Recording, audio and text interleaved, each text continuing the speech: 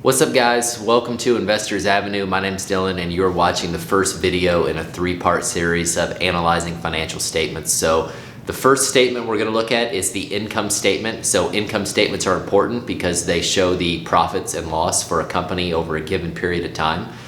So today I hope to give you guys some knowledge of what an income statement is, how to analyze one, and just some key metrics, some key benchmark numbers to look for before investing in a company. So if you guys like this video, please give it a thumbs up. I encourage you to subscribe to my channel as you'll see more videos like this. And just please leave me a comment if you want to see me analyze an income statement from one of your favorite companies, and I can share my opinion on whether I think it's a strong income statement, whether it has the right trends, and so forth. So let's go ahead and hop onto the computer and I will walk you guys through an income statement.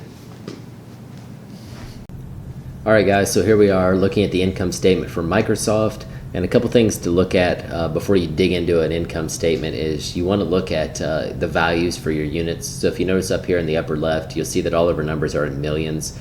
So for this first number here for revenue, you'll see 125,843. It's actually $125.843 billion and not million dollars. So you just want to be aware of that. A lot of reporting entities will use abbreviated numbers just to eliminate the number of zeros they had to put. So always check to see what your units are. In this case, we're in millions. Also, you want to look at your reporting period. So you can see we're June 30th, 2019. So that tells me that Microsoft's fiscal year ends on June 30th. So their year for reporting purposes goes from July 1st to June 30th. So it's not a traditional year like we would think of January 1st to December 31st. It actually ends on June 30th. And another thing you want to look at is how your numbers are reported. So we're under annual, so you can look at numbers reported in annual figures. You can also look at quarterly data, so these numbers are broken down by quarter, or you can look at trailing 12 months, TTM is what that stands for. So trailing 12 months is going to show you an annual report per se. It'll show you 4 quarters of data, but it'll be rolling. So it won't be the fiscal year as reported by the company. All right, so the first line on any income statement is revenue. You'll also hear this referred to as the top line. So if you hear an analyst say a company has beat expectations on the top line or a company has missed expectations on the top line, they're referring to revenue. So what is revenue? Revenue is the income generated from normal business operations and includes discounts and deductions for returned merchandise. It is the top line or gross income figure from which costs are subtracted to determine net income. So in Microsoft's case, they earned $125.8 billion in 2019 from selling their products and services. Next line on all income statements is cost of revenue, or also known as cost of goods sold, or COGS. So what are those? Costs of goods sold refer to the direct cost of producing the goods sold by a company. This amount includes the cost of materials and labor directly used to create the good. It includes indirect expenses such as distribution costs and sales force costs. So think direct labor, raw materials, factory overhead, everything that directly goes into producing that product. So for Microsoft's case, their expense in 2019 was about $42.91 billion in cost of goods sold. Next, we have gross margin. Gross margin is the difference between revenue and cost of revenue. We can see gross margin defined here as a company's net sales revenue minus its cost of goods sold. In other words, it's the sales revenue a company retains after incurring the direct costs associated with producing the goods it sells and the services it provides. The higher the gross margin, the more capital a company retains on each dollar of sales, which it can use to pay other costs to satisfy debt obligations. The net sales figure is simply gross revenue less the returns, allowances, and discounts. So if we take the 125,843 and subtract the 42,910, we get a gross margin of $82.933 billion for Microsoft in 2019. All right, the next line item on the income statement is research and development, also shown as R&D sometimes. So what is research and development? Research and development includes activities that companies undertake to innovate, introduce new products and services. It is often the first stage in the development process. The goal is typically to take new products and services to market and add them to the company's bottom line, which is also known as net income. So in Microsoft's case, they spent $16.876 billion in 2019 directly developing new products and services to bring to market. All right, the next two line items are what is called Sgna Expense. So what is that? Selling and general and administrative expenses is reported on the income statement as the sum of all indirect selling expenses and all general and administrative expenses of a company. Sgna, also known as SGA, includes all the costs not directly tied to making a product or performing a service. That is, Sgna includes the cost to sell and deliver products and services and the cost to manage the company. So basically it's all other costs the company incurs, all other operating costs to run the business. So things that are in Sgna, you've got corporate overhead, sales, marketing, advertising, salaries for individuals that are not directly related to production of the part or service. You've got travel expense, meals, basically everything else to run the business that's not included in cost of goods sold. All right, so we're back on the income statement. So we've went through all the other operating expenses for the companies: research and development, sales and marketing, general administrative, which is all classified under Sgna. If you subtract all those values from gross margin, it gives you operating income. So what is operating income? Operating income is an accounting figure that measures the amount of profit realized from a business's operations after deducting operating expenses such as wages, depreciation, and cost of goods sold. So in Microsoft's case, they had $42.959 billion of operating income in 2019. The next line item is other income / expenses net. So we got $729 million there. It does not break it down any further than that. So I actually like going to the company's 10K report or 10Q report, but in this case, as this is an annual statement, we're going to look at the 10K, which the company is required to file each year annually. That houses all their financial and company information. So that report will break things down a little bit further and tell you what that $729 million is made up of. So we're going to go ahead and look at that.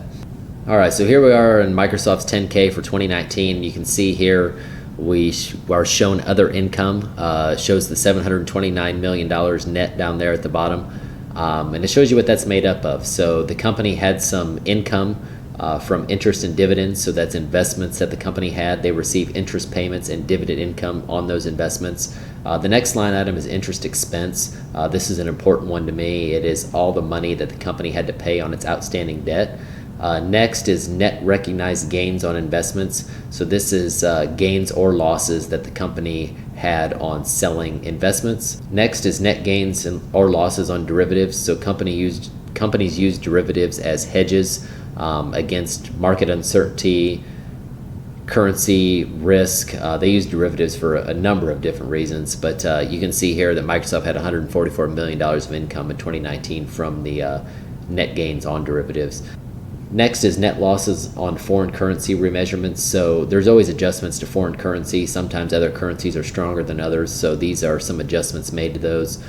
So Microsoft lost $82 million there. And the last line item is other net. Microsoft actually doesn't break that down any further, but they lost $57 million in 2019 on those, whatever those other investments are, that other expense was. So if you sum all those up, you get the $729 million, which is the other income net on the income statement. Next line item, EBT, income before tax. So all that is taking operating income and adding or subtracting all other income and expenses that the business incurs in the time period. So in this case, it was $729 million to the positive. So we add that to the $42,959, and that gives us $43.68 billion that the company is going to be taxed on for this period. Next line item, you'll see provision for income taxes, or income taxes could be labeled different ways. So the company is going to pay, or did pay, $4.448 billion of income tax on that $43.688 billion of earnings before tax. So Microsoft paid a tax rate of 10.2%, which came out to the $4.448 billion. All right, last line on the income statement is net income. So what is net income?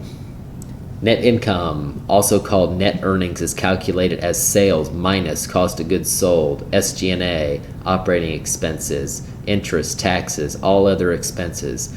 It is basically everything. It is the final either profit or loss for the company. It is referred to as the bottom line. Sometimes you'll hear analysts say, hey, a company beat expectations on the bottom line or missed expectations on the bottom line. When they say that, they are referring to net income. So if we look at 2019, for Microsoft, they had $39.240 billion in net income, which is a positive sign because that means the company made money for the year and did not post a net loss. All right, so that is an income statement in a nutshell. We just walked through that. Down at the bottom of income statements, you'll always see this earnings per share data and the weighted average shares outstanding data. What that is it takes the net income, so in this case, the $39.24 billion, and it divides that by the number of outstanding shares, whether that's basic or diluted. And I will show you guys the difference between the two. All right, so if we look over here, basic shares represent the number of common shares that are outstanding today or as of the reporting date. So in Microsoft's case, they had $7.673 billion of outstanding shares as of June 30th, 2019.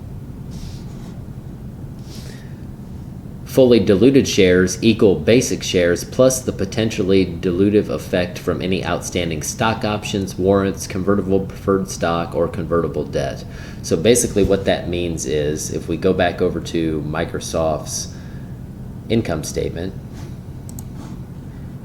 diluted shares, you can see that diluted shares, 7.753 billion, slightly higher than the basic shares. The reason for that is that means there's stock options out there for executives, there's preferred shares out there, there's debt that can be converted to shares. Those are called diluted shares. So basically what diluted means is if all those potential shares did eventually become shares, then that is how many outstanding shares there would be. So companies always report basic and diluted.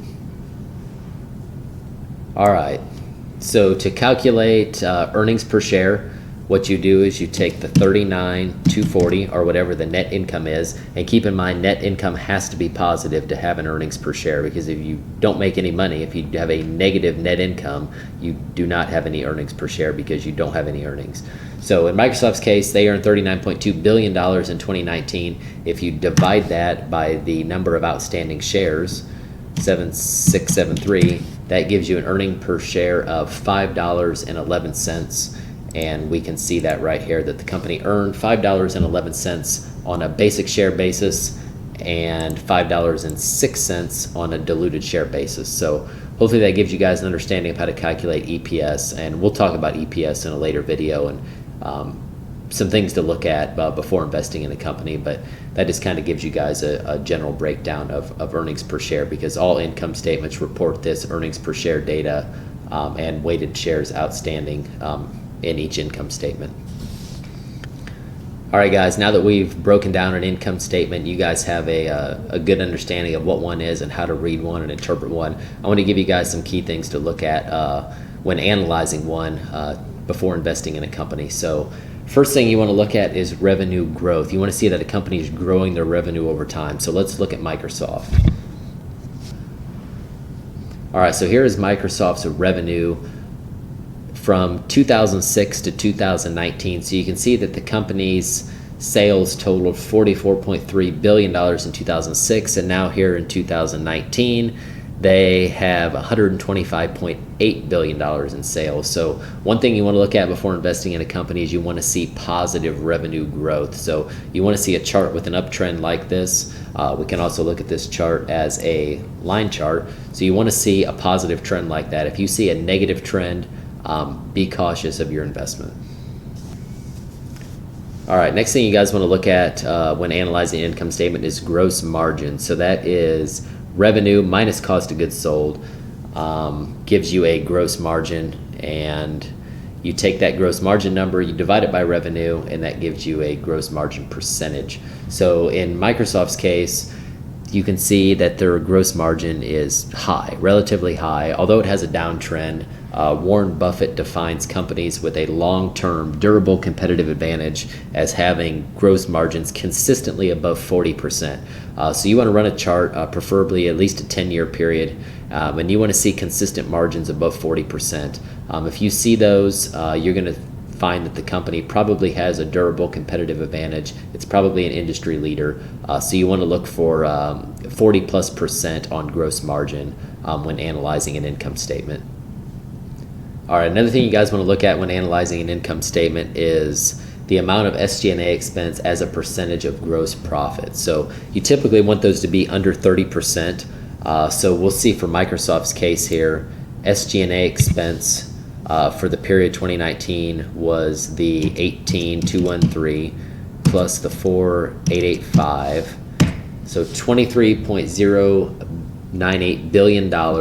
If we divide that by gross margin, which is 82,933, that gives us 27.8%. So you want to do that. You want to run this data over a 10-year period, and you want to see consistently less than 30% of Sgna expense as a percentage of gross profit. So that's another key thing to look for when analyzing the income statement. You want to see that a company's not getting way out of control with their expenses. Sgna, sometimes a company will go way overboard and spend more than they should, and doing this calculation here will highlight that as that percentage creeps up.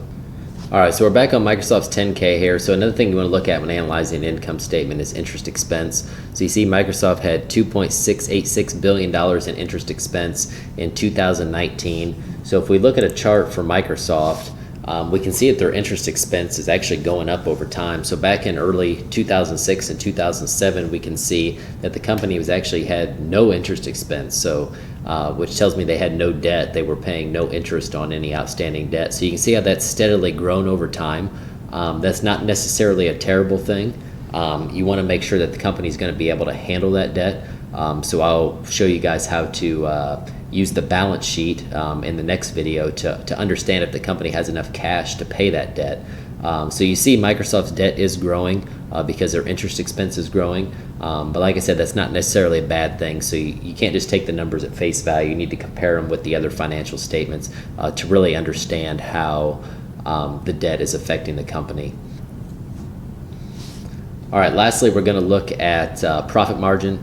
So to come up with profit margin, you're going to take net income divided by total revenue. So let's look at Microsoft's. So here's Microsoft's net income profit margin from 2006 to 2019, and Warren Buffett defines companies with a long-term durable competitive advantage as having a net profit margin greater than 20%. So you can see here that Microsoft certainly checks that box. They had a few years that were lower than others, or lower than we'd like to see. But generally speaking, if you average everything together, you're going to get a number north of 20. So we'd like to see that over time. All right, so here is a summary of the income statement analysis, and just going to give you guys some key takeaways and some things to look for when analyzing an income statement. So first thing you want to look for is revenue. So what we want to look for in revenue is we want to look for positive revenue growth. We want to invest our money in companies that are growing sales. It does not make sense to invest in a company with declining sales or revenues over time. So ideally, you want to look at a 10-year period. You want to go back and you want to see that a company is consistently growing sales over that 10-year period. Next, we want to look at gross margins. So to calculate gross margins, if you look down at the bottom, you start with revenue, you subtract the cost of goods sold. That value you get is gross margin. You then divide that by revenue to get a gross margin percentage. So companies with a durable competitive advantage usually have higher gross margins. So we want to look for companies with greater than 40% gross margin to see if they have a competitive advantage or not. All right, next is Sgna expense. Consistency is key. Companies without a durable competitive advantage will have a wide variation in Sgna expense as a percentage of gross profit. So we want to look for companies with Sgna expenses less than 30% of gross profit. So you want to calculate that data over a 10-year period, and we want to see consistency less than 30% of gross profit. Next is research and development, also known as R&D. Ideally, we would invest in companies with low R&D expenses. If competitive advantages are created by a patent or a technology, eventually that'll disappear when that patent disappears. So we want to be wary of fast-growing technology companies that are spending a ton of money on research and development. Not that they're bad investments, but we just need to be understanding what we're investing in. Look for companies with consistent to low R&D expense as a percent of revenue.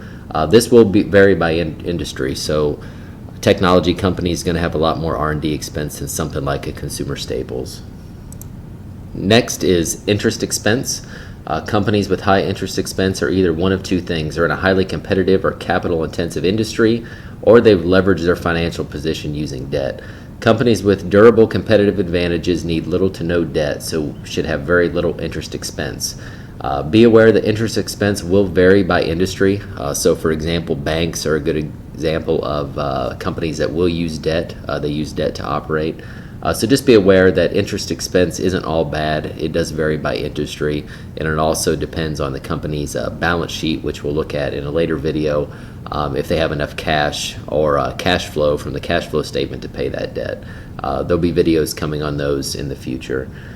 Some key ratios will display if a company is able to pay its debt obligations. So I'll have videos coming on how to analyze a company's debt position.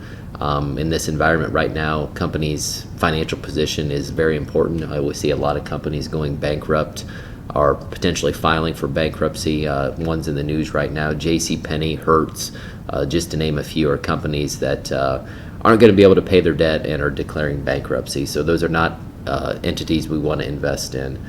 And the last thing, we want to look for companies whose interest expense is less than 15% of operating income. So on the income statement, you can see operating income. So we can take interest expense, divide that by operating income, and ideally we want to see less than 15%. All right, lastly, we're going to look at net income. So we want to look for a net profit margin greater than 20%. So to get net profit margin, we're going to take net income and divide it by revenue. And companies with a long-term durable competitive advantage have net profit margins greater than 20%. So ideally, that's what we want to see. If you see anything less than that, or particularly less than 10, that could mean that a company's in a highly competitive industry. And then we also want to look for an upward consistent trend in net income. We want to see a company growing its revenue over time. We also want to see a company growing its earnings over time. So just be aware of that. We again want to look at 10-year trends to see these hopefully trending up in the right direction. One thing to be aware of is that earnings per share, EPS, can be distorted by share repurchases by the company. I got a video coming soon on how to analyze EPS, how EPS is manipulated by companies to seem more profitable than they actually are. So there'll be videos coming on that soon so you guys can understand how companies use earnings per share to maybe distort their profitability. All right, guys, so that is everything in a nutshell. So hopefully this gave you guys some key takeaways, some things to look for, some tools you can use when analyzing an income statement to find out if company you're looking at may be a good investment or not. So if you like this video, please give it a thumbs up. I encourage you to subscribe to the channel, as we'll be having more videos like this. If there's something you want to see or something you want to see me analyze, please leave me a comment below or shoot me a message. And I look forward to seeing you guys in the next video. Thanks.